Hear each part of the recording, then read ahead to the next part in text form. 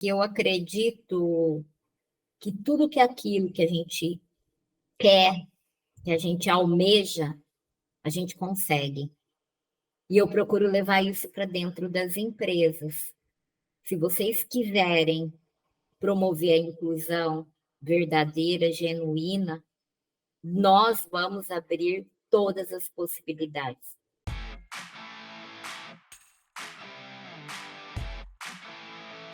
Olá pessoal, bem-vindo de volta ao Descomplica TD, o podcast de treinamento e desenvolvimento humano mais completo do Brasil e também dos países de língua portuguesa. Eu sou Michel Mussolini e eu agradeço a cada um de vocês que nos acessaram para ouvir e ouvindo, refletir e se desenvolver. Obrigado a você que está nos ouvindo em mais uma semana para ser mais feliz, mais preparado, preparada, para enfrentar os dias a dia, se sentir mais curado, mais evoluído, mais saudável e desenvolvido. Vocês não sabem como eu fico feliz e energizado pelas conexões e ligação que vem se criando entre nós já há 1 ano e 5 meses. O meu carinho e meus abraços digitais a todos vocês. De acordo com dados da Fiocruz, ao menos 16% da população mundial possui algum tipo de deficiência, seja ela visual, auditiva, cognitiva, física, sensorial. São mais de 1 bilhão de pessoas. Praticamente estamos falando de 1 em cada 5 pessoas que tem uma necessidade especial e esta deve ser compreendida para que esta necessidade não seja um impedimento e obstrução em sua participação plena e efetiva na sociedade. Como falar e trabalhar de uma maneira leve e empática para promover a inclusão dos PCDs nas organizações e não vê-los apenas como números de cotas a serem preenchidos, mas como seres humanos que possuem toda a potencialidade e necessidade que cada um de nós. Porque em vez de exceção e cotas, não seja a regra agirmos para um mundo mais fraterno, mais humano, mais social e mais inclusivo. Agir de forma natural, vendo um PCD como PHE, pessoa com habilidade especial.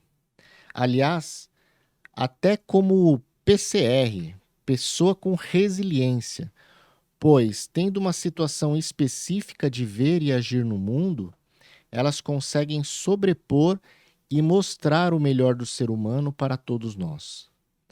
Como a sua empresa trabalha com inclusão e diversidade? O tema de hoje é a diversidade e inclusão nas organizações. E para falar conosco sobre esse tema, hoje nós temos ela, que é graduada em Direito pelo Centro Universitário de Rio Preto, possui pós-graduação de Direito Tributário e é mestre em Direito Constitucional, em Acessibilidade, Desenho Universal e Inclusão de Pessoas com Deficiência. Em sua carreira como profissional, foi advogada no começo de suas atividades, passando por servidora pública na Justiça Federal da Terceira Região, foi vereadora na cidade de São José do Rio Preto por 8 anos, onde, no exercício de seus mandatos, enfatizou a fundamentalidade da conscientização, da criação de políticas públicas para a promoção da inclusão das pessoas com deficiência e dos grupos considerados vulneráveis. Há 6 anos, como servidora pública na Câmara dos Deputados, visita entidades, faz palestras e auxilia em questões jurídicas e nas questões da temática PCD. Fruto da inclusão, ela possui osteogênese imperfeita, ela vem atuando na área da diversidade e acredita que precisamos mudar paradigmas quanto às pessoas com deficiências nas organizações. As pessoas não devem ser vistas como cotas, e sim como ganhos, como ela própria diz. Palestrante, em seus treinamentos, ela sai da teoria para a prática, apontando as melhores formas de tratamento em relação às pessoas com deficiência, bem como a promoção de acessibilidade, não apenas observando a literalidade da lei, mas como ela deve ser feita para que as pessoas efetivamente se sintam pertencentes. É top 3 no Brasil dos influenciadores de RH e é com alegria e honra que nós damos as boas-vindas ao nosso podcast. Alessandra Trigo, bem-vinda ao nosso podcast. É um prazer enorme tê-la conosco hoje. Olá, é uma satisfação muito grande fazer parte desse momento. E, inicialmente, eu quero fazer a minha audiodescrição para que as pessoas cegas ou com baixa visão possam conhecer um pouquinho da Alessandra.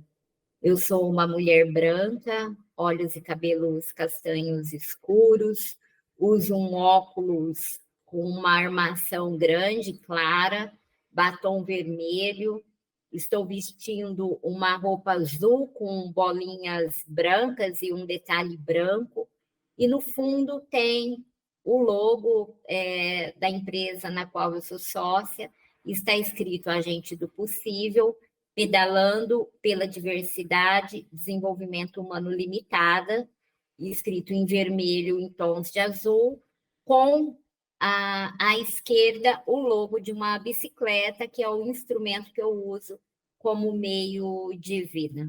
Na comunidade surda, o meu sinal é esse, que é um pedalar com as mãos.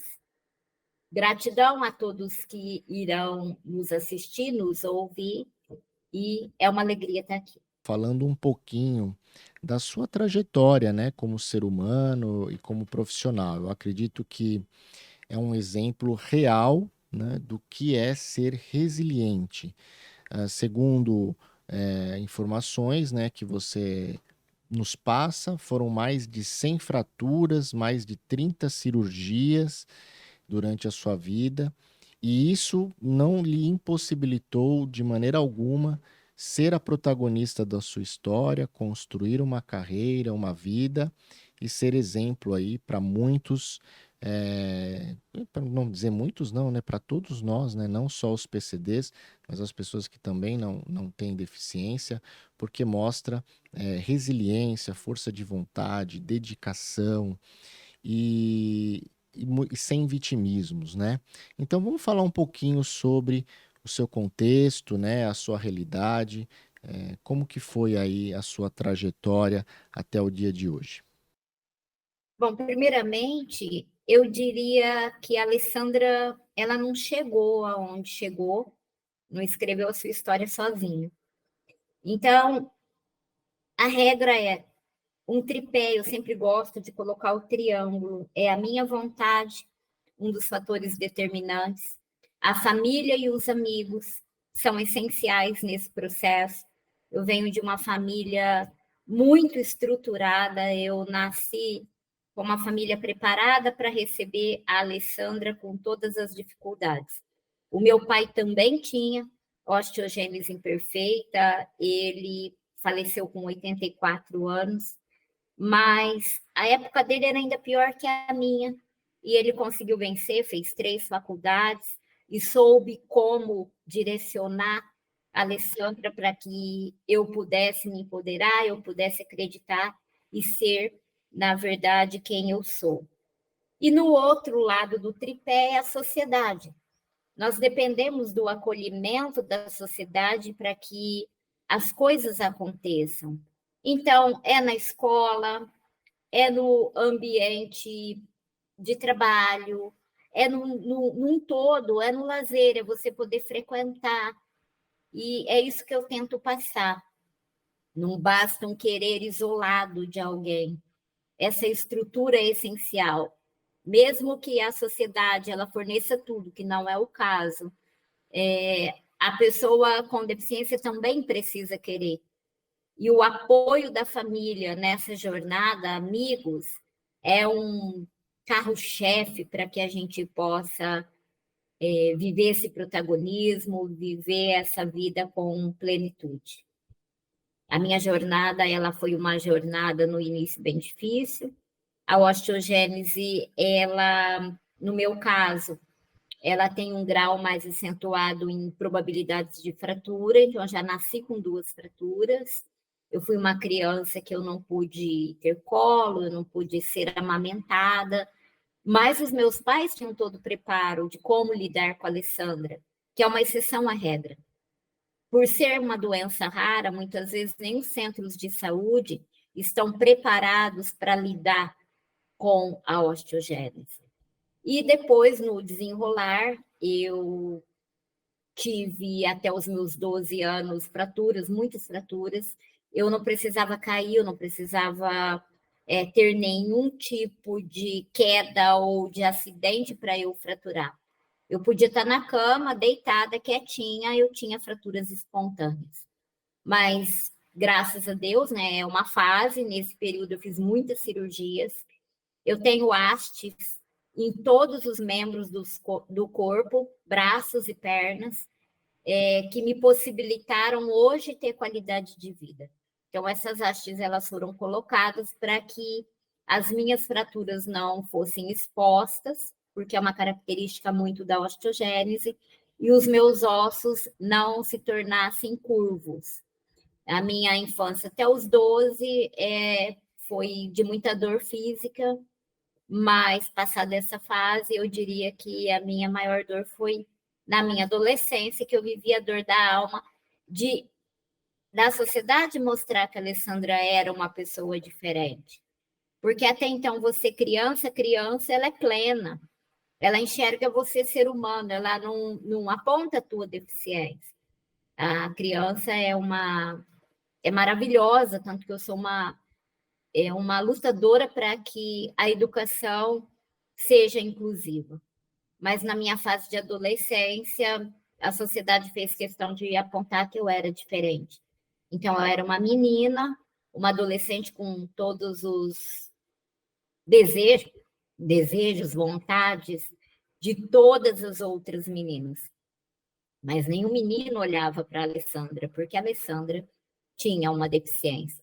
Então, foi um momento de muita reflexão. Eu tive que me reinventar bastante e decidi naquele momento que viver algumas coisas não seriam possíveis.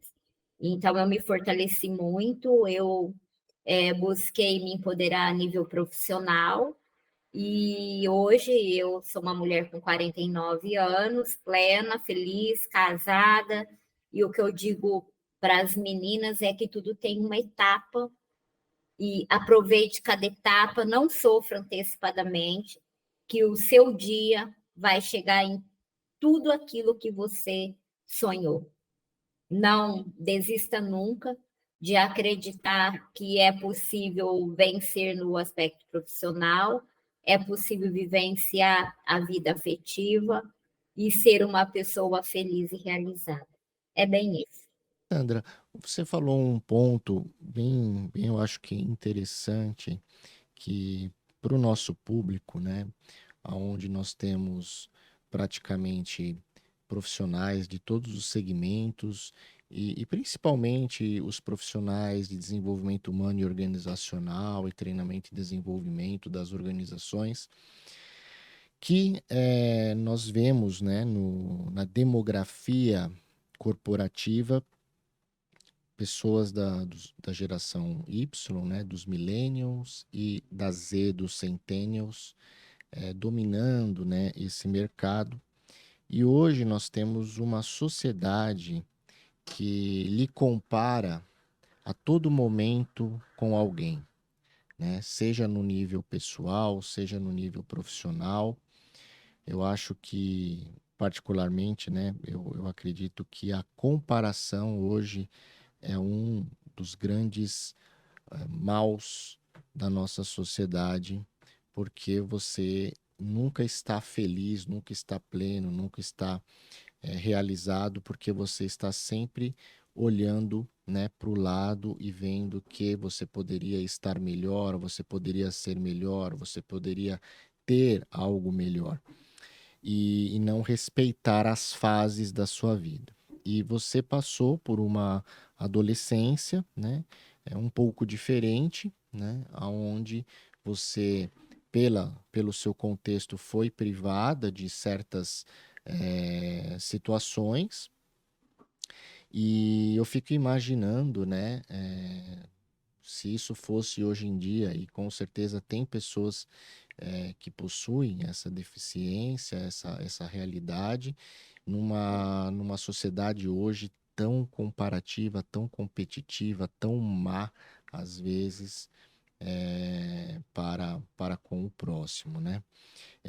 Qual foi, aonde você buscou força e qual foi, o amparo que você teve, seja no nível familiar ou seja no nível de amigos próximos, para que lhe pudesse ajudar a compreender a sua realidade e que você pudesse então focar, né, em outras atividades, em outras ações para, vamos dizer assim, eh, cobrir ou deixar de lado, né, uma dor de não poder fazer determinadas ações com o seu ciclo de amizade. Onde foi que você encontrou isso, essa força, que eu acredito que esse exemplo pode ajudar muitas pessoas que nos ouvem hoje?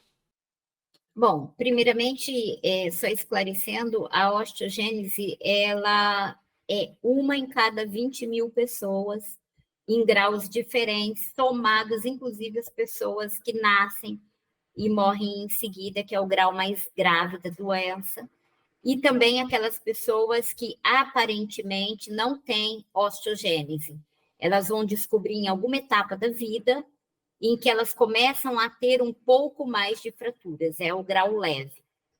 Então, a chance de você encontrar uma pessoa com osteogênese num grau mais acentuado, ela não é grande, ela é bem pequena, se você for considerar.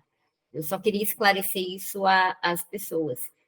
Em casa, eu tinha um exemplo vivo, que era o meu pai, né, que casou com a minha mãe, que não tem osteogênese, e ele tinha uma vida normal. Meu pai trabalhou, meu pai estudou, meu pai era uma pessoa super de bem com a vida, e isso eu diria que é um carro-chefe, para mim foi um carro-chefe. E eu não deixei de fazer nada, eu não vivia vida afetiva a dois.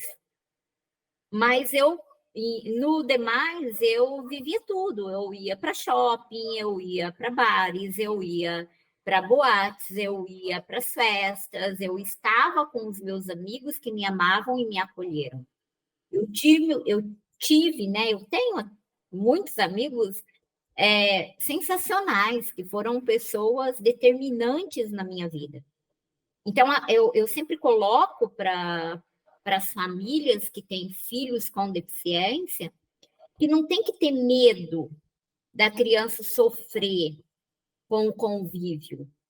Claro, tem os impactos, tem as dificuldades, a gente sofre, a gente cai, mas a gente aprende a levantar.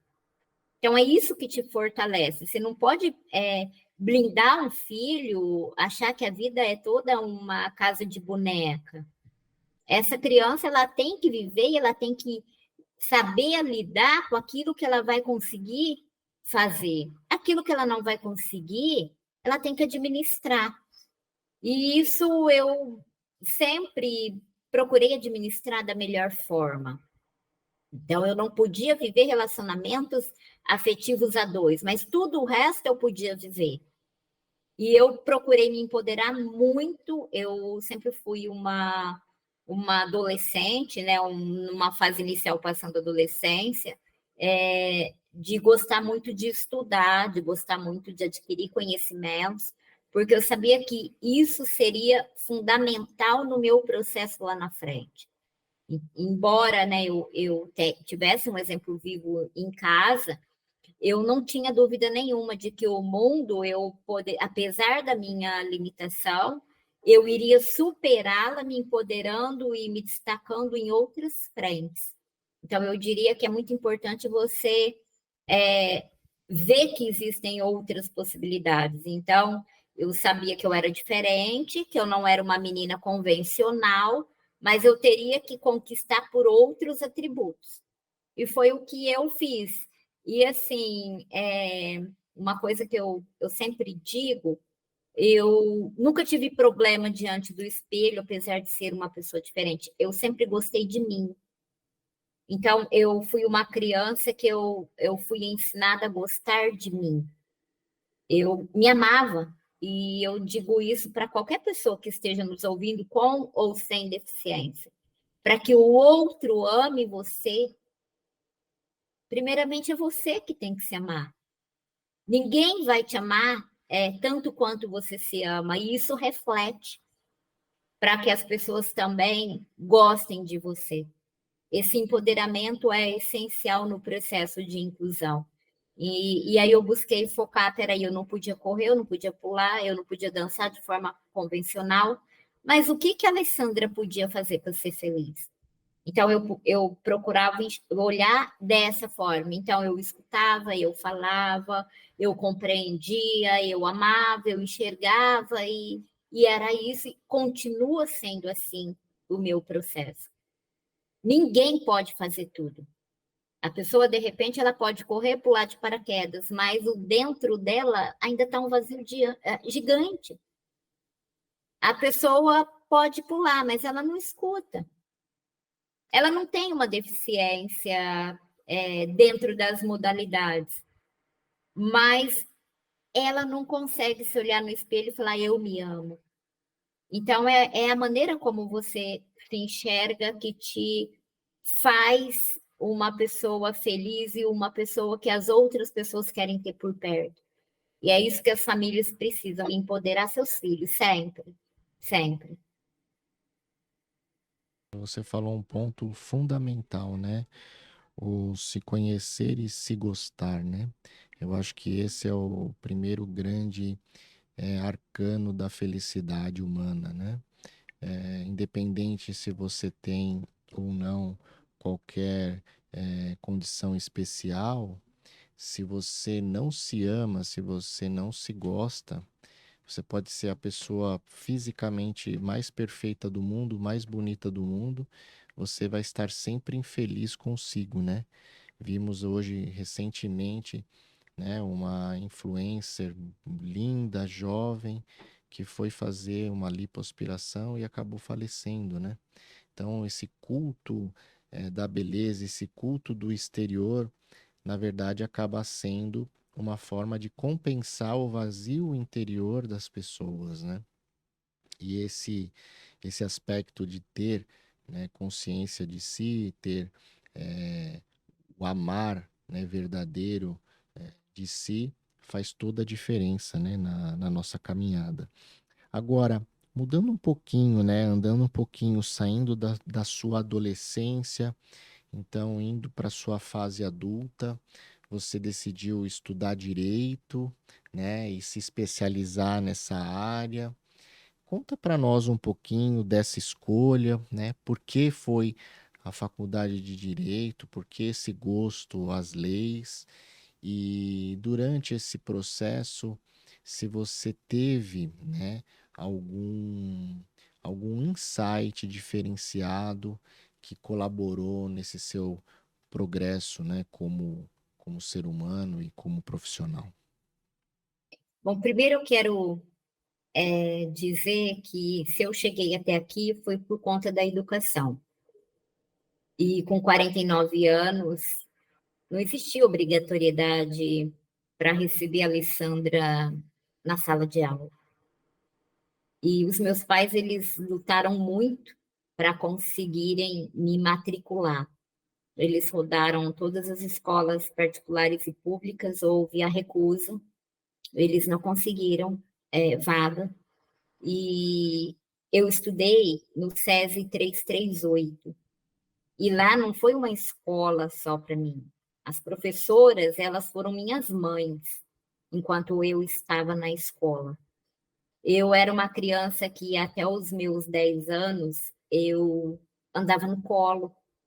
Hoje eu uso um triciclo para me locomover, mas eu era dependente total. E as minhas professoras, elas disseram sim para mim. E é esse sim que eu busco colocar para os educadores. Aquela menina que eles não tinham ideia como lidar, porque na fase adulta eu convivo com eles até hoje. E ela me fala, uma das minhas professoras, ela fala, Alessandra, quando você chegou, me bateu um desespero tão grande, porque eu não sabia o que eu ia fazer, como eu ia cuidar de você. Mas a vontade dela de fazer a diferença na minha vida foi tão gigante que ela não se preocupou e não disse não. E é isso que eu procuro levar, tanto na rede educacional como nas empresas. Não tenha medo. Você vai descobrir como auxiliar, desde que você tenha o sentimento genuíno de querer contribuir com a outra pessoa. E então, seja um anjo na vida de uma pessoa que passe pelo teu caminho e faça por ela aquilo que as minhas professoras fizeram por mim. Elas foram determinantes em todo o processo.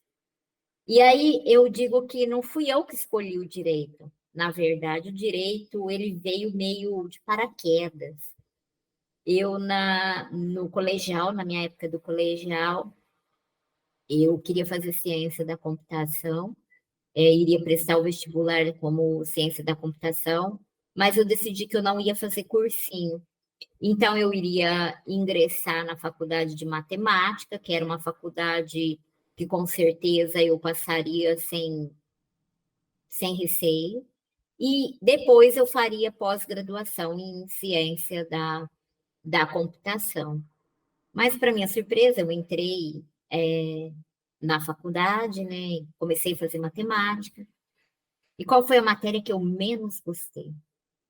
Ciência da computação. Eu não, eu não me vi no curso de matemática nem ciência da computação. Então, eu decidi fazer concurso público na época. E qual que era a matéria que caía mais? Direito. Falei, bom, já que está se abrindo, eu vou me empoderar profissionalmente, vou fazer faculdade de Direito. E comecei a fazer faculdade de Direito não como algo que eu havia sonhado, mas como uma possibilidade de eu conquistar um mercado de trabalho interessante, um mercado de trabalho que me abrisse muitas portas. E, para minha surpresa, o direito, ele me conquistou. Então, eu não entrei como escolha e hoje eu falo que se eu tivesse que recomeçar toda a minha trajetória de vida, eu não teria dúvidas que eu começaria a fazer direito. Ele não foi um processo pensado, ele foi um processo que veio, mas que me realizou plenamente como pessoa. E ir para o mestrado na área voltada à inclusão das pessoas com deficiência foi uma decisão de começar a atuar na área. Eu sou servidora, como você bem colocou, da Justiça Federal, e foi quando eu comecei a fazer o mestrado em Direito, decidi ir para a vida pública, fui vereadora por 2 mandatos, e o meu foco de atuação sempre foi 2 bandeiras que eu defendo muito, que é a acessibilidade, porque para nós, pessoas com deficiência física e as pessoas cegas, a falta de instrumental físico não dá condição nenhuma de vida digna, e foi dessa forma que eu entrei, e a área educacional, claro, que se eu sou o que sou e cheguei onde cheguei, foi graças à educação, e eu procuro trazer isso para todas as famílias. Invista nos seus filhos, eles saibam onde eles podem chegar e não aceite diagnóstico pronto.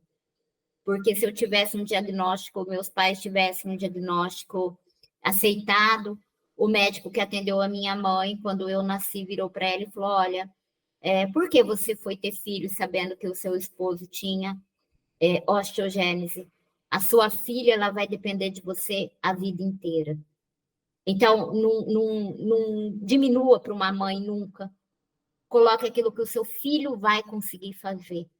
Porque nós não somos pessoas engessadas no sentido, no sentido metafórico. O nosso limite, muitas vezes, ele é muito além do que nós mesmos imaginamos.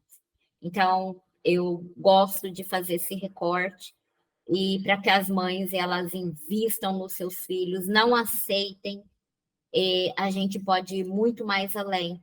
E as pessoas com deficiência, elas precisam estudar, elas precisam conquistar o seu mercado de trabalho para que elas tenham plenitude em sua vida.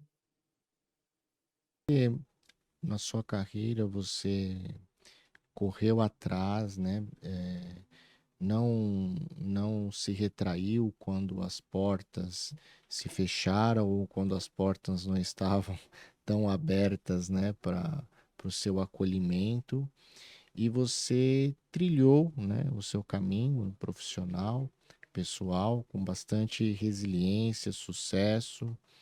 E hoje, em uma época, né, você tem 49 anos, eu tenho 45, faço agora em sábado 45, então somos da mesma época aí, numa época em que nós não tínhamos acesso, né, a muitas das informações como hoje nós temos, né?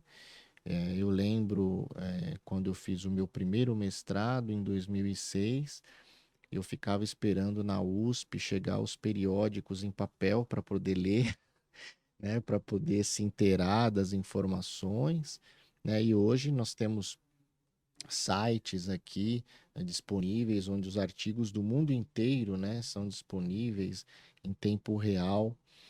E a gente vê hoje num cenário, né, do hipermodernismo, tanto acesso a tanta possibilidade, mas ao mesmo tempo a gente vê também uma sociedade, ao meu ver, aparentemente apenas trabalhando com o que rege a lei, ou seja, quando a gente fala de inclusão, parece que é contadinho, né? Ah, eu tenho que ter 2% aqui, então abre aí 2% para PCD, né? Como se fosse um favor, né?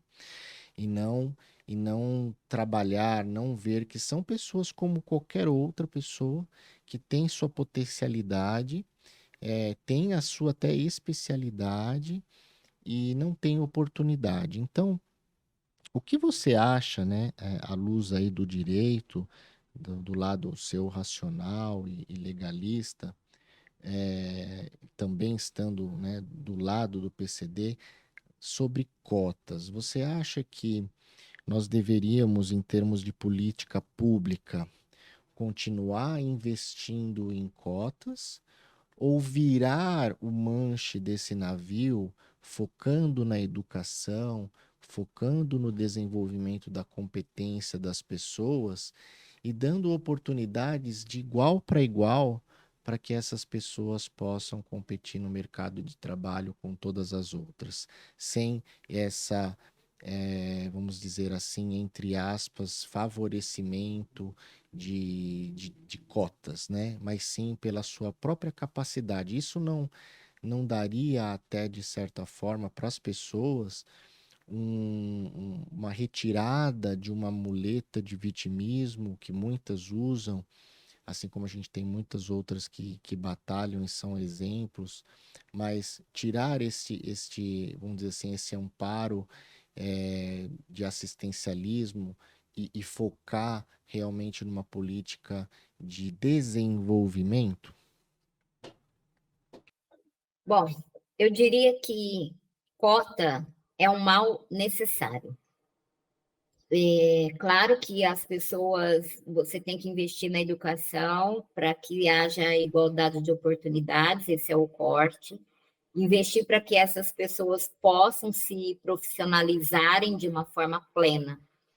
Mas com tantos vieses inconscientes que as pessoas tem em nossa sociedade de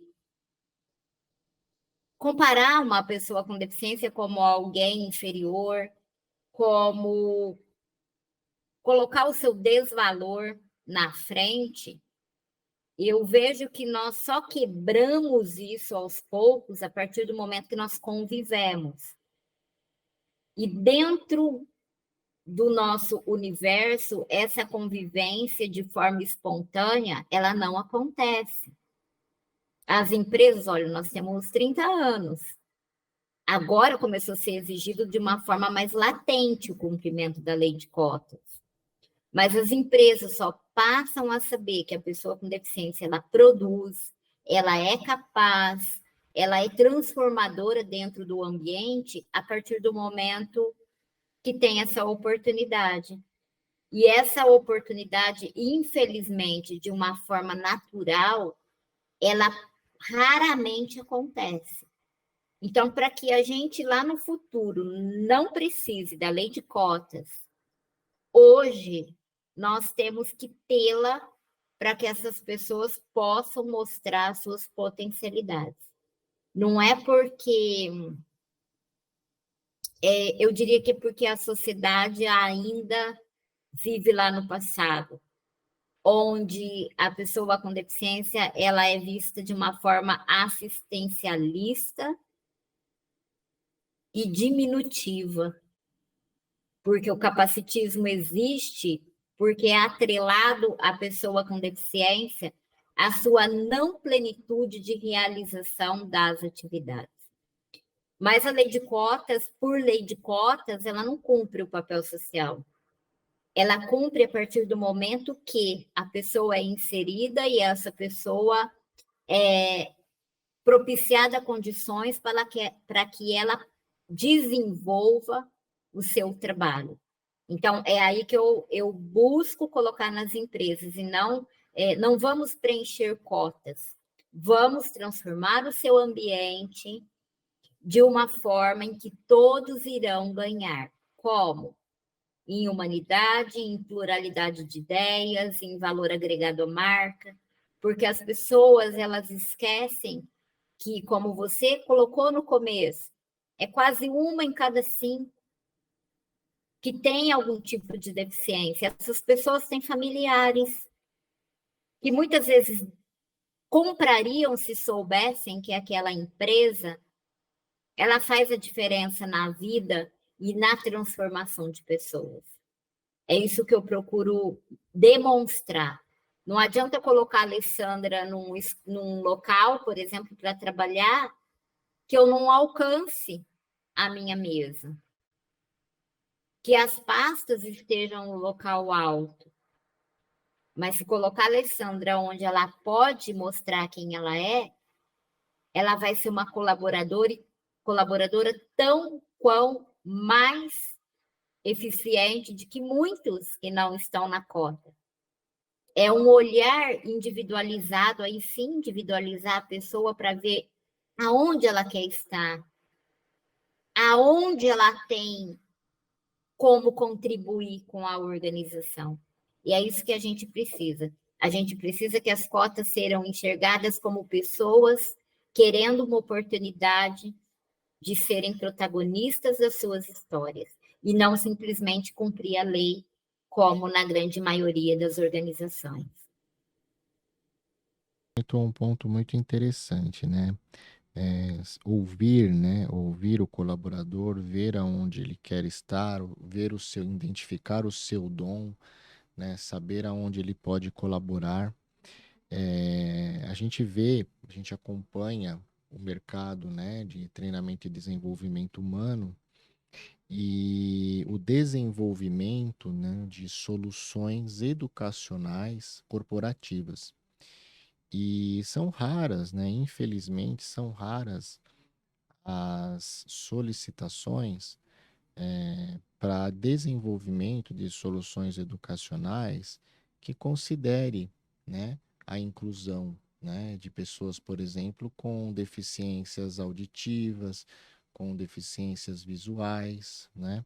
As empresas, né, ainda hoje enxergam capacitação, treinamento como despesa e não como investimento.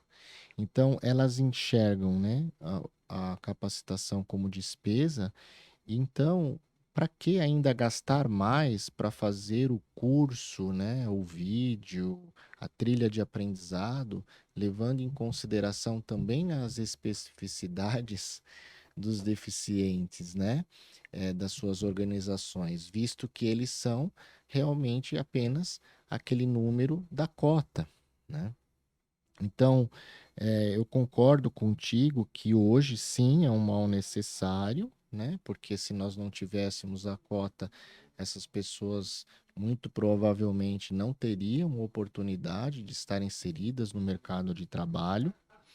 Agora, também concordo com você que temos que investir em educação para que a gente comece a preparar a sociedade e as empresas de tal sorte que as cotas passem a ser, né, vamos dizer assim, casos específicos realmente, mas que a gente dê oportunidade, né, das pessoas demonstrarem o seu valor, né, se desenvolverem, né, e trabalhar como qualquer outra pessoa, né? Nós temos um exemplo que eu até gostaria de citar na nossa empresa, do Sidney.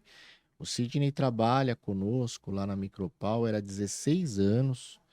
Hoje ele é coordenador de acessibilidade, ele é deficiente visual, né? E a gente vê ele trabalhando, né?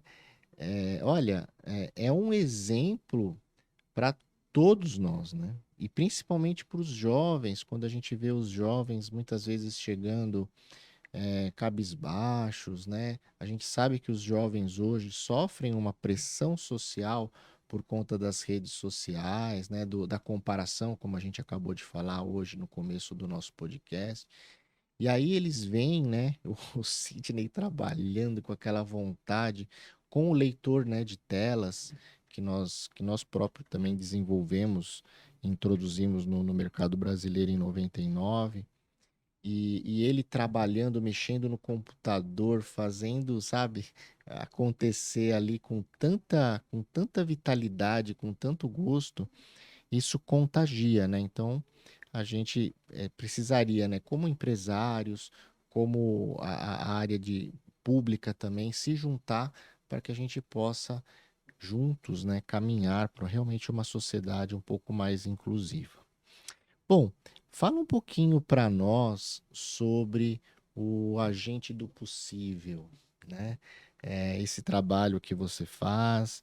Conta um pouquinho para nós sobre como despertar a consciência aí das organizações, das pessoas, para acolher melhor o PCD. Bom, a gente do possível é que eu acredito que tudo que é aquilo que a gente quer, que a gente almeja, a gente consegue. E eu procuro levar isso para dentro das empresas. Se vocês quiserem promover a inclusão verdadeira, genuína, nós vamos abrir todas as possibilidades. Então, eu sou a agente para tornar possível que a sua empresa seja uma empresa verdadeiramente inclusiva e não cumprindo cotas. Tanto que eu não faço recrutamento, eu não faço seleção, eu ensino a empresa a como ela vai recrutar, a como ela vai selecionar. Mas antes disso, como ela vai receber? Como ela vai acolher? Eu preparo a empresa para que ela seja inclusiva e os seus colaboradores se sintam pertencentes dentro desse ambiente. Que aí a cota você não precisa buscar, ela vem natural. As pessoas têm prazer em trabalhar ali e elas indicam outras pessoas. Eu faço o inverso. Eu não coloco de dentro para fora a pessoa com deficiência. Eu quero que ela, que está lá dentro, ela busque quem está fora e ela se sinta o tempo todo acolhida. É bem isso. E aí eu quero só fazer um recorte, até eu anotei aqui. Se há uma rotatividade de colaboradores dentro das organizações, tanto em relação à pessoa com deficiência, como em relação à pessoa sem deficiência, gigante. Isso acontece com um número exacerbado em relação à pessoa com deficiência. Por quê? Porque a pessoa com deficiência, ela entra e ela é cota, cota, cota. Ela não tem chance de progredir, não tem plano de cargo, ela não é vista em suas potencialidades. Por isso que eu sempre defendo, falo para a empresa, a pessoa, ela vai começar, mas aonde ela quer chegar? Vamos despertar isso dentro das organizações. Vamos ter aliados para que ela permaneça. Porque hoje a pessoa com deficiência ela entra numa empresa, não estou dizendo todas, eu estou dizendo que é uma regra, mas tem exceções, e ela só consegue a promoção pedindo demissão para ir para outra empresa. Internamente, ela não é vista. E é uma realidade que nós precisamos modificar. Nós precisamos começar a desenvolver aí a educação corporativa, incluindo as pessoas com deficiência, dando condições para que elas também cresçam, também galguem novos postos de trabalho. É bem isso. O turnover hoje no mundo, o último congresso que nós tivemos do SHREM, eu acho que era o ciclo médio da pessoa, falava-se em 24 meses apenas, né? 24 meses, uma pesquisa com milhares de pessoas, centenas de indústrias. Então, uma pessoa entra e sai a cada 2 anos, né, da empresa.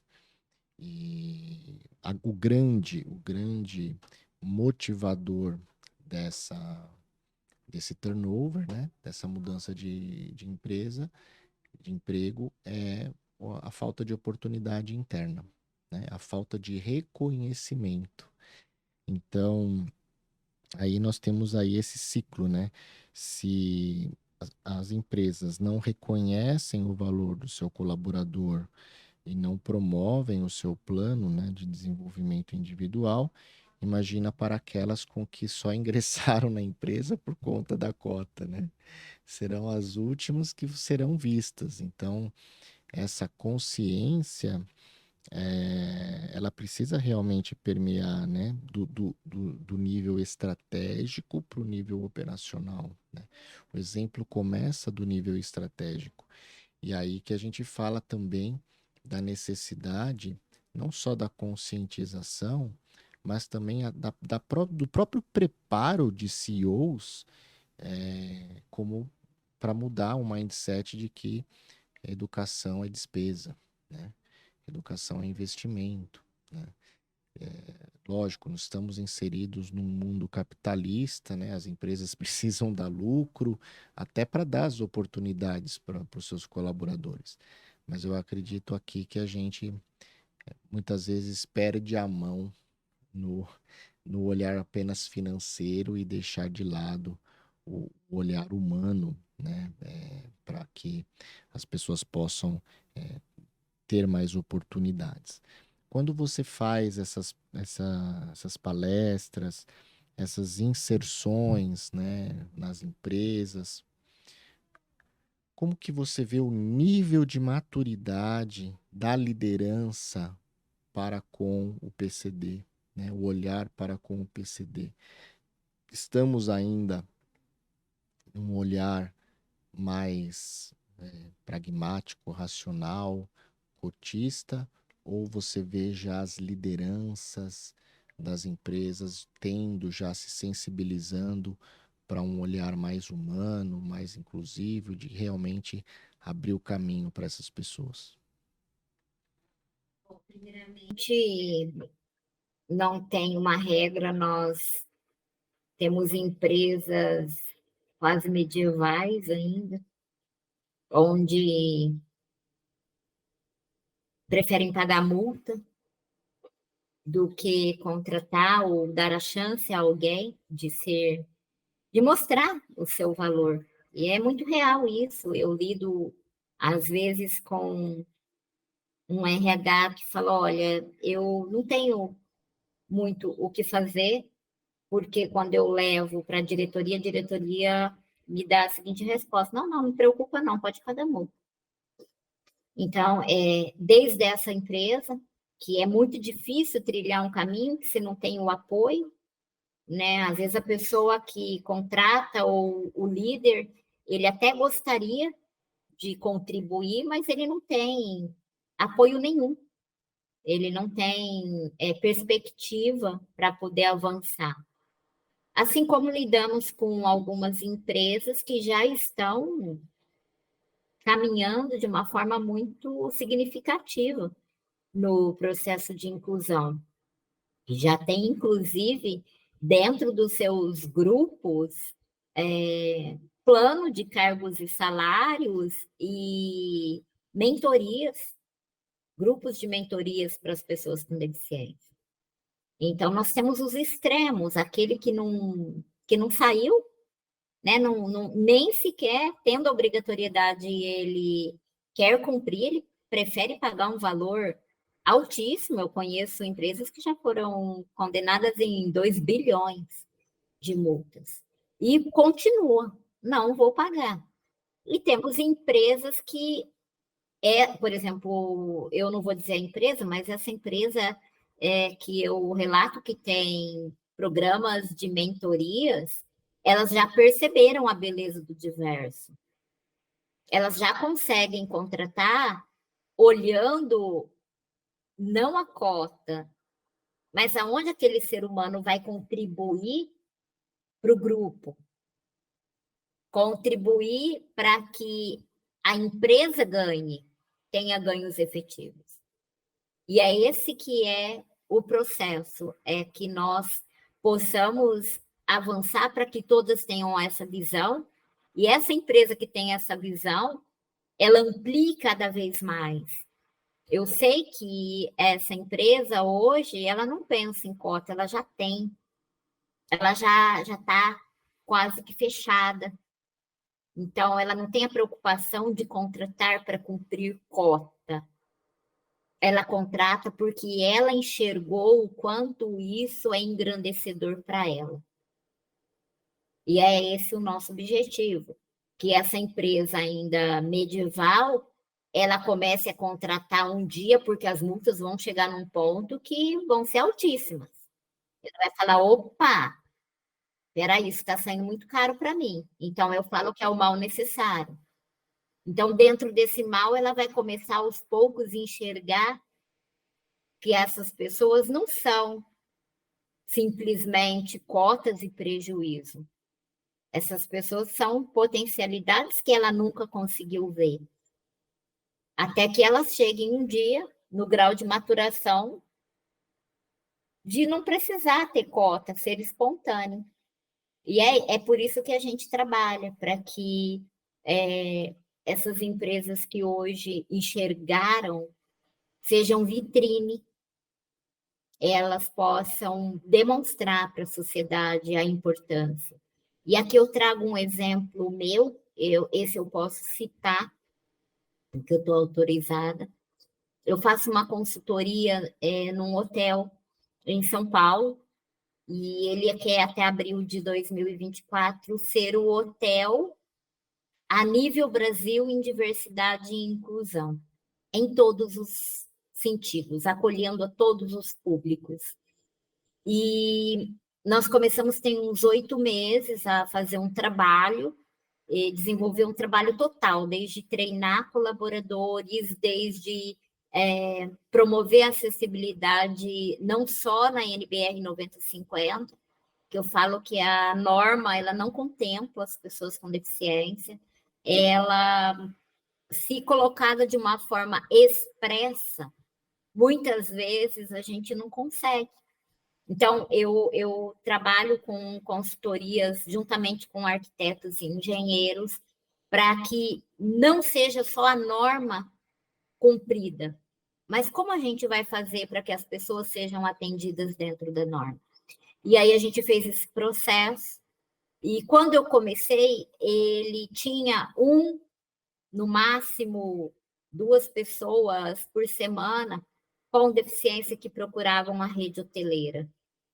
Hoje, ele tem todos os dias pessoas com deficiência e tem momentos que ele não tem apartamentos adaptados. Então, as empresas precisam ver que a gente come, a gente bebe, a gente consome. Muitas vezes a gente não está lá, que é o que a gente ouve, eu não faço uma rampa porque não vem cadeirante. Claro que não vai. Ele vai subir voando. Então, é enxergar a gente como potencial consumidor. E ele, esse case todo de sucesso que ele autoriza que eu mencione, e tem uma visão de mundo muito além, porque dentro do hotel ele não precisa ter cota, mas ele tem todos os grupos de diversidade. Ele tem acima de 60, ele tem negros, ele tem homossexuais, ele tem uma pessoa trans e ele tem uma pessoa autista. Então, quer dizer, é um olhar além daquilo que é obrigatório. É um olhar com a alma, enxergar a pessoa como um todo, e enxergar a beleza do diverso. E ele comenta: olha, o único funcionário que eu não preciso nem pensar em bater ponto é o autista. Porque ele é tão metódico que a hora dele chegar, ele está lá, a hora dele sair, ele está lá. Então, enxergue a beleza do diverso. Enxergue a beleza. Então, os cases de sucesso, eles vêm para mostrar à sociedade que ela precisa ser mais empática. E tudo que eu faço a nível de acessibilidade para a pessoa com deficiência, eu estou fazendo ou para mim, se eu envelhecer, ou para o meu pai, ou para minha mãe, porque a única modalidade de diversidade que a gente, a qualquer momento, está, eu vou dizer até uma palavra que não é muito apropriada, está pleno fisicamente, pode correr, pode andar, pode pular, pode enxergar, mas que pode ser modificada em questão de minutos, é a deficiência. Muitas vezes eu nasci com deficiência, mas muitas pessoas se tornam deficientes, pessoas com deficiência, e passam a partir daí a enxergar. Então, não espere uma pessoa querida sua necessitar de um apoio, de um olhar. Comece desde já a construir uma sociedade para todos, e tudo o que você fizer para a pessoa com deficiência, você vai fazer para o idoso, para grávida, para gestante, para o obeso, para aqueles que temporariamente passem por uma cirurgia. Então, o público não é um em cada 5. Tem uma família por trás, tem um público muito mais gigante que vai ser contemplado e vai olhar para a tua marca e vai falar: é aqui que eu vou comprar. Eu muitas vezes compro a partir do momento que eu sei como é o processo. E deixo de comprar de marcas que foram muito preconceituosas.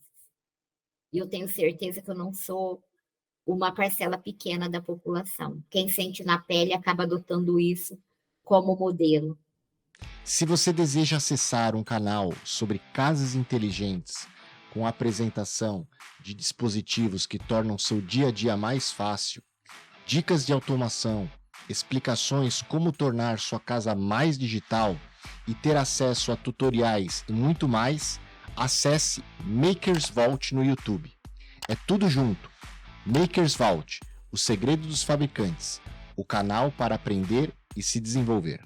Alessandra, nós estamos chegando ao final dessa hora de conversa.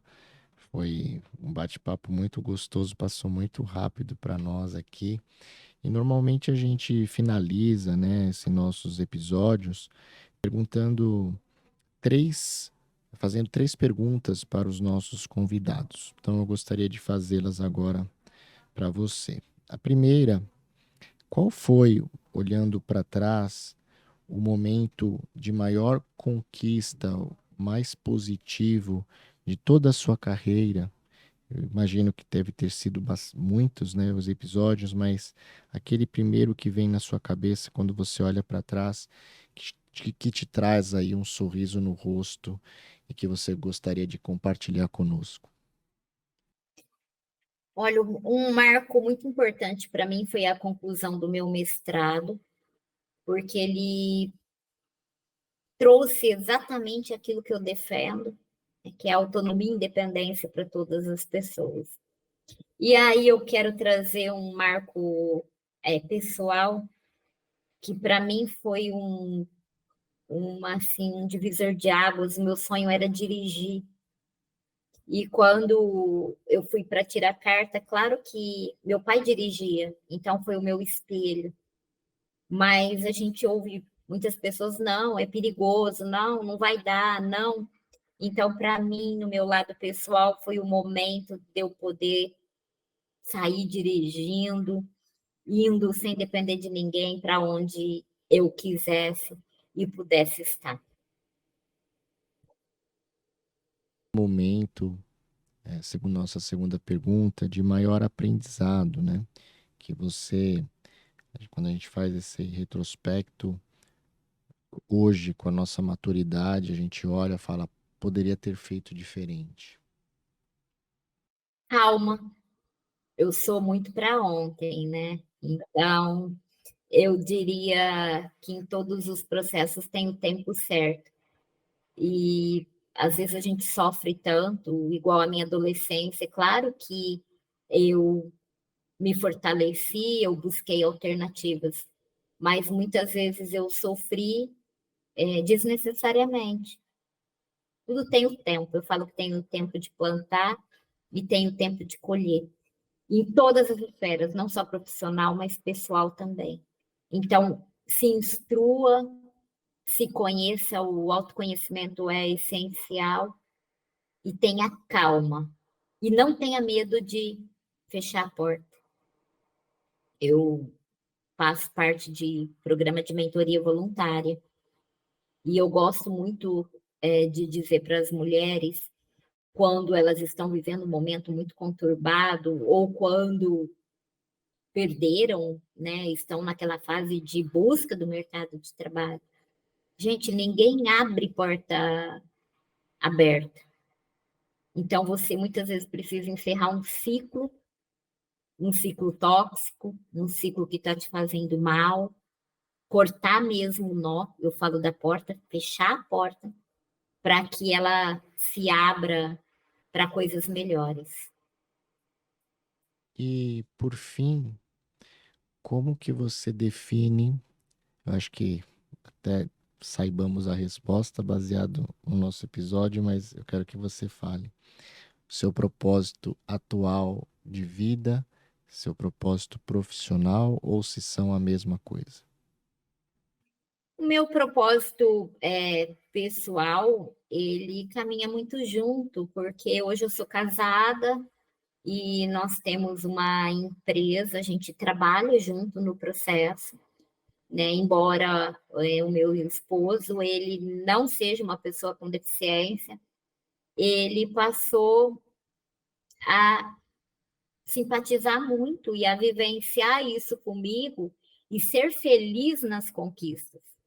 Então, o nosso objetivo, o meu objetivo de vida é deixar um mundo um pouquinho melhor do que eu peguei, para que as próximas gerações elas enfrentem menos obstáculos e que as mães não tenham tanto receio, que as mães lutem por seus filhos, que as pessoas com deficiência se enxerguem protagonistas e possam olhar diante do espelho e falar: eu me amo.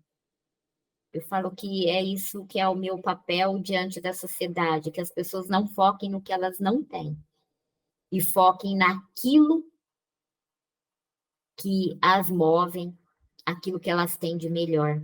Porque coisas boas todos nós temos. Talvez o mundo não auxiliou nessa busca e foi de alguma forma cruel com elas, mas elas não podem ser cruéis com elas. Elas têm que se amar independentemente das dificuldades. Esse é o meu propósito de vida. Alessandra, mais uma vez eu quero agradecer a sua presença aqui. Eu tenho certeza que o pessoal que nos ouviu hoje sai revigorado, sai com um olhar diferente para si, para com o próximo, para com o mundo em que vive. O seu exemplo para nós de bastante aprendizado, né? A gente se inspira com a sua resiliência, com tudo que você conquistou, né? E agradecer, quem sabe a gente um dia não se encontra pessoalmente, esse é o meu propósito agora para as próximas semanas ou meses, a gente se encontrar pessoalmente. Foi um prazer conhecê-la e obrigado por ter aceitado o nosso convite em bater esse papo conosco aqui hoje. Eu só tenho a agradecer a oportunidade. Eu gosto muito de abraçar aquilo que a vida me oferece. E eu, com certeza, a gente vai se cruzar pessoalmente. Nós somos numa época em que o olho no olho ainda é muito preservado, né? Eu falo que eu sou da época do livro de papel, eu gosto de rabiscar, eu gosto de escrever, e eu valorizo muito. Até ontem eu estava com alguns amigos da adolescência, eu tinha 12 anos quando eu conheci, e a gente saiu para se bater um papo, se ver. Falei, gente, essa moçada, você está numa mesa com o celular. Eu falei, eu gosto disso, eu vejo que a tecnologia ajudou muito. Ela me potencializou a nível de carreira, mas a gente não pode perder as relações humanas, esse olho no olho, esse estar perto, esse abraço, esse acolhimento. E quem sabe no futuro breve, eu não sei, um local que eu vou estar em São Paulo é na Mobility Show. Vai ser agora no dia 24, eu vou estar na abertura. E se você puder estar lá, vai ser um prazer e todos que nos assistem. Bom, obrigado mais uma vez. E a vocês que mais uma semana está conectado conosco, ouvindo o podcast Descomplica TID, ou vendo através do nosso canal do YouTube. Muito obrigado por ouvirem o podcast Descomplica TID, o canal que colabora na sua evolução pessoal e profissional, e também com o aumento dos níveis de maturidade organizacional em treinamento e desenvolvimento humano. Deixe aí o seu review, vou lê-lo com o maior prazer, respondo a cada um de vocês e quem sabe um dia você aí que nos ouve vai estar aqui conosco gravando este podcast. Até o próximo episódio, fiquem com Deus e abraços digitais.